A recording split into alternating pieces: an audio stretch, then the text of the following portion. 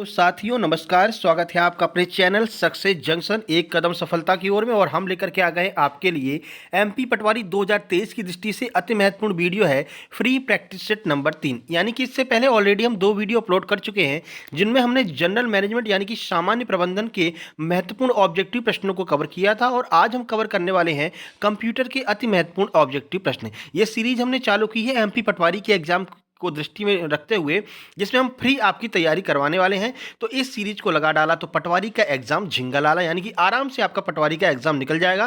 क्योंकि हम इस सीरीज में ऐसे प्रश्नों को कवर करेंगे जो आपके प्रीवियस एग्जाम में पूछे गए हैं और जिनके आपके अगले एग्जाम में आने की बहुत ज़्यादा संभावनाएं हैं।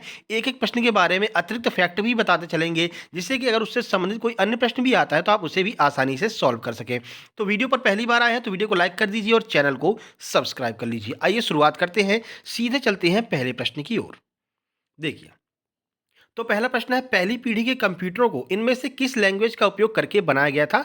कौन सी लैंग्वेज उपयोग की गई थी पहले पीढ़ी के कंप्यूटरों में? मशीनी language, source code language, object code language या फिर स्प्रॉटी कोड लैंग्वेज?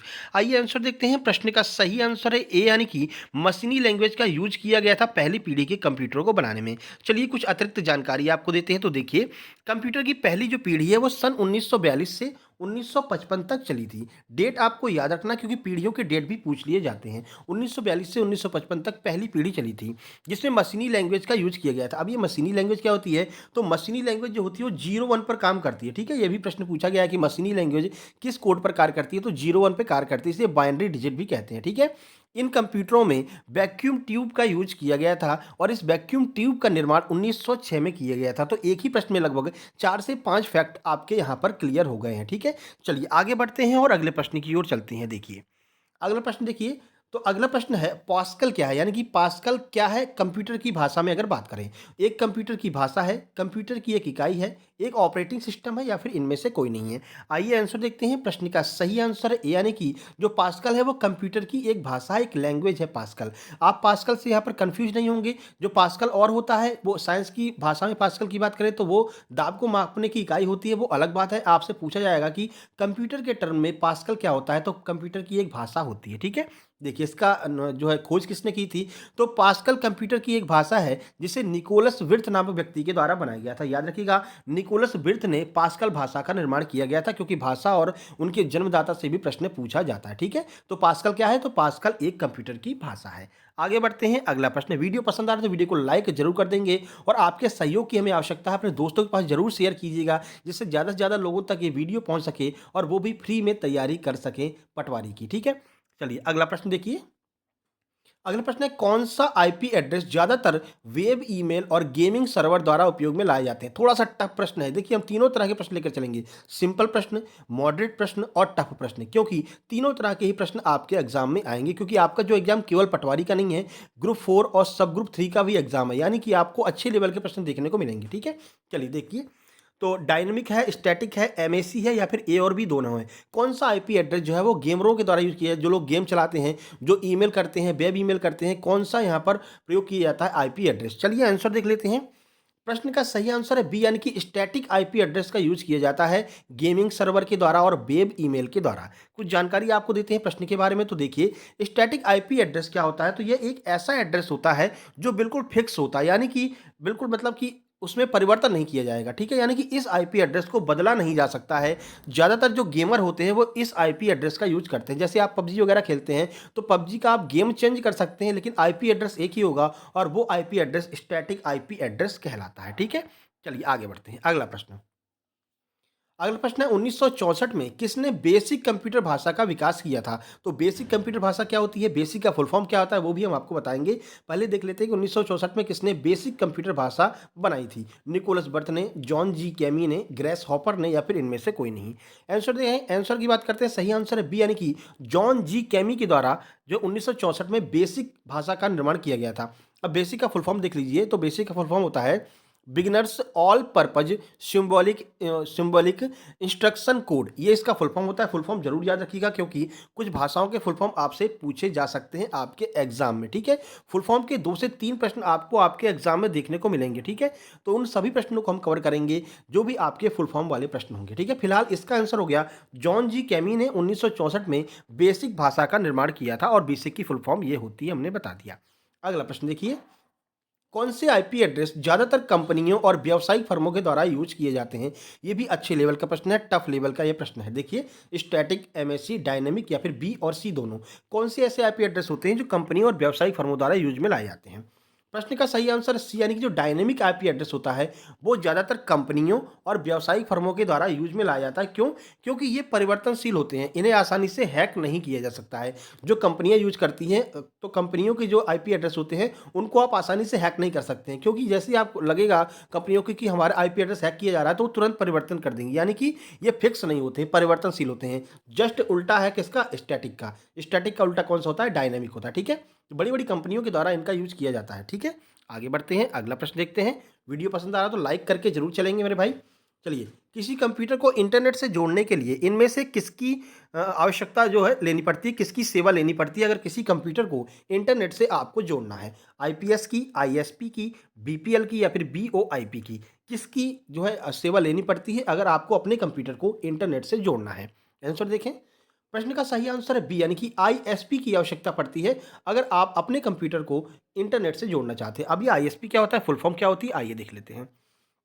तो आईएसपी का अर्थ है इंटरनेट सर्विस प्रोवाइडर। याद रखिएगा, इंटरनेट सर्विस प्रोवाइडर आईएसपी का फुल फॉर्म होता है। किसी भी कंप्यूटर को अगर आप इंटरनेट से जोड़ना चाहते हैं तो आपको आईएसपी की आवश्यकता होगी, इंटरनेट सर्विस प्रोवाइडर की आवश्यकता होगी, तभी आप अपने जो कंप्यूटर है उसको जोड़ सकते हैं। अब ये आईएसपी क्या होता है, तो देखिए आइडिया वगैरह कंपनी होती हैं, वो अपना इंटरनेट प्रोवाइड कराती हैं। आपका रिलायंस होता है, बहुत सारी ऐसी कंपनियां हैं जो आपको इंटरनेट प्रोवाइड कराती हैं। तो आईएसपी की आवश्यकता होती है इंटरनेट सर्विस प्रोवाइडर की, ठीक है। आगे बढ़ते हैं, अगला प्रश्न देख लेते हैं। अगला प्रश्न है, उपयोगकर्ता को तीव्र गति से इंटरनेट से जोड़ने की सुविधा इनमें से किसके द्वारा प्रदान की जाती है? कौन सी ऐसी सुविधा है जिसके द्वारा आप तीव्र गति से अपने कंप्यूटर को इंटरनेट से जोड़ सकते हैं? Dial up service, digital subscriber line, broadband connection या फिर नोटा, यानी कि इनमें से कोई नहीं। बताइए, आपसे यह भी पूछा जा सकता है कि इनमें से किसमें सबसे तेज आपका इंटरनेट चलता है? आइए आंसर देखें। प्रश्न का सही आंसर है सी, यानी कि ब्रॉडबैंड कनेक्शन जो होता है उसमें सबसे तेज इंटरनेट चलता है, जो भी आपका ऑप्शन दिया गया है। तो उपयोगकर्ता को सबसे तीव्र गति से इंटरनेट की सुविधा से जोड़ने के लिए ब्रॉडबैंड कनेक्शन का यूज किया जाता है, ये आपको याद रखना है। आगे बढ़ते हैं, अगला प्रश्न देखिए। वाईफाई का पूर्ण रूप क्या होता है? हमने आपसे कहा था कि आपसे कम से कम 2 से 3 फुल फॉर्म पूछे जाएंगे। तो वाईफाई का फुल फॉर्म क्या होता है? Wireless flexibility, wireless Fidelity, wireless features या फिर इनमें से कोई नहीं? आइए आंसर देखें। प्रश्न का सही आंसर है बी, यानी कि वायरलेस फिडेलिटी जो है वो वाईफाई का पूर्ण रूप होता है। आपसे बहुत सारे जो है फुल फॉर्म पूछे जाएंगे, जैसे कि सीपीयू का पूछा जाएगा, सेंट्रल प्रोसेसिंग यूनिट होता है, ठीक है। एएलयू का पूछा जाएगा, एल्गोरिदम यूनिट जो है वो एएलयू का फुल फॉर्म होता है, एल्गोरिदम लॉजिकल यूनिट ये एएलयू का फुल फॉर्म होता है। तो बहुत सारे फुल फॉर्म आपसे पूछे जाएंगे। वैसे फुल फॉर्म के लिए हम एक अलग से वीडियो बना देंगे। लगभग 50 फुल फॉर्म अगर आप याद कर लेते हैं तो जो 2 से 3 नंबर है वो आपके बिल्कुल फिक्स हो जाएंगे, वो नंबर आपके कभी नहीं कटेंगे। तो उसका हम एक अलग से वीडियो बना देंगे फुल फॉर्म का, ठीक है। चलिए, फिलहाल चैनल को सब्सक्राइब कर लीजिए और इस वीडियो को लाइक जरूर कर दीजिए। अपने दोस्तों के पास शेयर करना ये आपका धर्म है, आपका कर्तव्य है, जिससे कि इस चैनल को थोड़ा सा रीच मिल सके और हमें भी थोड़ा सा मोटिवेशन मिल सके आपके लिए लगातार नए नए वीडियो लाने के लिए। प्यारा सा कमेंट भी कर देंगे कि ये वीडियो आपको कैसी लगी, ये सीरीज आपको कैसी लग रही है। अगला प्रश्न, निम्नलिखित में से किसके द्वारा उपयोगकर्ता अपने मोबाइल फोनों को इंटरनेट से वायरलेस के रूप में कनेक्ट कर सकता है? यानी कि बिना किसी तार के बिना अपने मोबाइल फ़ोन को इंटरनेट से हम कैसे कनेक्ट कर सकते हैं? वायरलेस का मतलब होता है बिना किसी तार की आवश्यकता के, ठीक है। चलिए, वाई मैक्स के द्वारा, हॉटस्पॉट के द्वारा, केबल कनेक्शन के द्वारा या फिर इनमें से सभी के द्वारा? चलिए, बहुत ज़्यादा लोग क्या करते हैं, इनमें से सभी लगा देते हैं, लेकिन इनमें से सभी इसका आंसर नहीं है। आइए देखते हैं क्या है इसका आंसर।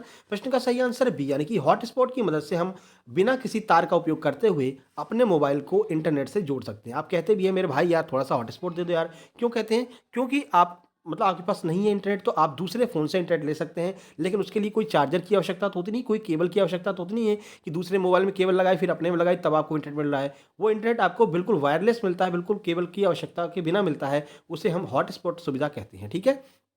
तो मोबाइल फ़ोन को वायरलेस तरीके से इंटरनेट से जोड़ने के लिए हॉटस्पॉट का इस्तेमाल किया जाता है। इस वीडियो की पीडीएफ आपको हमारे टेलीग्राम चैनल सक्सेस जंक्शन पर 2 दिन बाद मिल जाया करेगी, तो वहाँ से आप इस पीडीएफ को भी डाउनलोड कर सकते हैं। ठीक है, आगे बढ़ते हैं। देखिए, इंटरनेट पर प्रयुक्त होने वाला मानक प्रोटोकॉल कौन-सा है? एक मानक प्रोटोकॉल मतलब कि जो सबके द्वारा बोला गया है कि हाँ, ये प्रोटोकॉल बिल्कुल सही है, यही इंटरनेट पे यूज़ किया जाता है, तो वो मानक प्रोटोकॉल कौन-सा है? टीएसपी/आईपी, जावा, एसएमटीपी या फिर पीओपी? आइए आंसर देखें। प्रश्न का सही आंसर है ए, यानी कि जो टीसीपी या फिर आईपी एड्रेस होता है, वो इंटरनेट पर प्रयुक्त होने वाला मानक प्रोटोकॉल होता है। चलिए, टीसीपी या आईपी का फुल फॉर्म देख लेते हैं। तो टीसीपी या आईपी का फुल फॉर्म होता है ट्रांसमिशन कंट्रोल प्रोटोकॉल, ये टीसीपी का फुल फॉर्म हो गया, और आईपी का होता है इंटरनेट प्रोटोकॉल। ये दोनों आपको याद रखना है, दोनों फुल फॉर्म कई बार परीक्षाओं में पूछे गए हैं। ठीक है, तो ये मानक प्रोटोकॉल होते हैं इंटरनेट के। ठीक है, कौन से? टीसीपी और आईपी, ट्रांसमिशन कंट्रोल प्रोटोकॉल और इंटरनेट प्रोटोकॉल, दोनों आपको याद रखना है।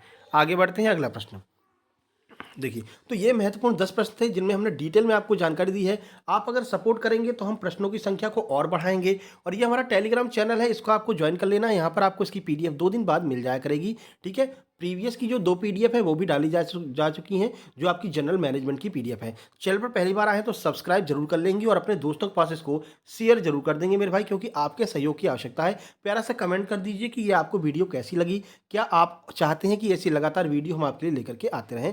आगे हम प्रश्नों की संख्या बढ़ाएंगे, बस आपके सपोर्ट की आवश्यकता है। ज़्यादा से ज़्यादा शेयर कीजिएगा। जल्दी ही मिलते हैं एक नई वीडियो में, तब तक के लिए नमस्कार, धन्यवाद।